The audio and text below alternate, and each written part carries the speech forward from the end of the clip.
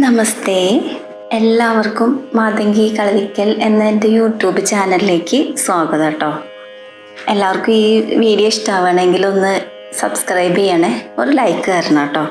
കുംഭമാസത്തിലെ ശിവരാത്രി, അതായത് കുംഭമാസത്തിലെ കൃഷ്ണപക്ഷത്തിലെ 13-ാം രാത്രിയും 14-ാം പകലുമാണ് കേട്ടോ ശിവരാത്രി വരുന്നത്. ഒരു വ്യക്തിയുടെ സകല പാപങ്ങളും ദുരിതങ്ങളും നശിക്കും എന്നാണ് വിശ്വാസം. ഈ ശിവരാത്രി ദിവസം നമ്മൾ വ്രതം എടുത്തു കഴിഞ്ഞാൽ, അതേപോലെ ഉറക്കമൊഴിച്ച് ഭഗവാനെ പ്രാർത്ഥിച്ചിട്ട് ഇരുന്ന് കഴിഞ്ഞാൽ ഞാൻ ഈ പറഞ്ഞ പോലെയാണ് കേട്ടോ, സകല പാപങ്ങളും തീരും. പിന്നെ ശിവരാത്രി ഐതിഹ്യം എല്ലാവർക്കും അറിയാലോ അല്ലേ? പാലാഴി മദനം നടന്നപ്പോൾ ഉണ്ടായ കാളകൂട വിഷം ലോകരക്ഷാർത്ഥം ശ്രീ മഹാദേവൻ പാനം ചെയ്തു. അപ്പോൾ വിഷം ഉള്ളിൽ ചെന്ന് ദോഷമൊന്നും ഇല്ലാതിരിക്കാൻ ശ്രീ പാർവതി ദേവി അദ്ദേഹത്തിൻ്റെ കണ്ടത്തിൽ മുറുകെ പിടിച്ചു. അപ്പോൾ വിഷം കഴുത്തിൽ തന്നെ നിന്നതുകൊണ്ട് അവിടെ നീല നിറായി. അങ്ങനെയാണ് ഭഗവാന് നീലകണ്ഠൻ എന്നുള്ള പേര് വന്നത് കേട്ടോ. അതൊക്കെ എല്ലാവർക്കും അറിയാലോ, കഥയല്ല, അതൊക്കെ അറിയാലോ എല്ലാവർക്കും. അപ്പോൾ അങ്ങനെയാണ്. അപ്പോൾ അന്നത്തെ ദിവസം ശ്രീ പാർവതി ദേവി ഭഗവാന്റെ ഭൂതഗണങ്ങളും ദേവതകളും ദേവന്മാരും എല്ലാവരും ഭഗവാന് വേണ്ടി ഉറക്കമൊഴിച്ച് പ്രാർത്ഥിച്ചിരുന്ന ദിവസമാണ് കേട്ടോ. അപ്പോൾ അന്നത്തെ ദിവസം നമ്മളും ഈ ശിവരാത്രിയായിട്ട് നമ്മളും ആഘോഷിക്കുന്നത്.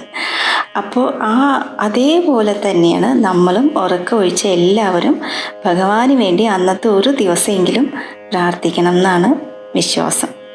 ഹൈന്ദവരുടെ വിശ്വാസപ്രകാരം ഭഗവാന്റെ രാത്രിയാണ് കേട്ടോ. പിന്നെ അന്നത്തെ ദിവസം വ്രതം എന്തായാലും എടുക്കണം കേട്ടോ. പിന്നെ ഭഗവാന് ശിവലിംഗം വീട്ടിലുണ്ടെങ്കിൽ നമ്മൾക്ക് അഭിഷേകങ്ങളൊക്കെ ചെയ്യാം.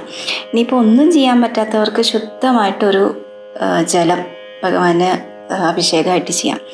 പാൽ, തേൻ, തൈര്, പിന്നെ റോസ് വാട്ടർ, അങ്ങനെ ഇതൊക്കെ വെച്ചിട്ട് നമ്മൾക്ക് അഭിഷേകം ചെയ്യാം. വിഭൂതി നിറയെ ഇട്ടുള്ളൂ കേട്ടോ. ഭഗവാന് ഭയങ്കര ഇഷ്ടമാണ് വിഭൂതി. കൂവള ഇല ഉണ്ടെങ്കിൽ ഭഗവാന് സമർപ്പിക്കൂ, ശിവലിംഗത്തിൽ വെച്ചോളൂ കൂവള ഇല. പിന്നെ അന്നത്തെ ദിവസം പഞ്ചാക്ഷരി മന്ത്രം ജപിച്ചോളൂ കേട്ടോ. എത്ര വേണമെങ്കിലും ജപിക്കാം, നമ്മൾക്ക് അതിനൊരു കണക്കൊന്നുമില്ല. ഭഗവാന് അത്രയും സന്തോഷമാവും. അപ്പോൾ അന്നത്തെ ദിവസം ഭഗവാന് വേണ്ടി മാറ്റി വയ്ക്കാം. ആരുടെയും വർത്തമാനം വേണ്ട, ഭഗവാന് വേണ്ടി മാത്രം ശിവരാത്രി ദിവസം മാറ്റി വയ്ക്കാം. ഭഗവാന് വേണ്ടി പ്രാർത്ഥിക്കാം. വ്രതം എടുക്കാൻ പറ്റുന്നവരൊക്കെ എടുക്കണം കേട്ടോ. ശിവരാത്രി ദിവസം മഹാദേവനെ ആരാധിക്കുന്നവർ ജീവിതത്തിലെ എല്ലാ സങ്കടങ്ങളും കഷ്ടപ്പാടും ഒക്കെ മാറുമെന്നാണ് കേട്ടോ വിശ്വാസം. അപ്പോൾ എല്ലാവരും നന്നായിട്ട് പ്രാർത്ഥിക്കൂ. ഭഗവാനെയും അതിപരാശക്തിയും നന്നായിട്ട് പ്രാർത്ഥിക്കണം. ഓം നമഃ ശിവായ.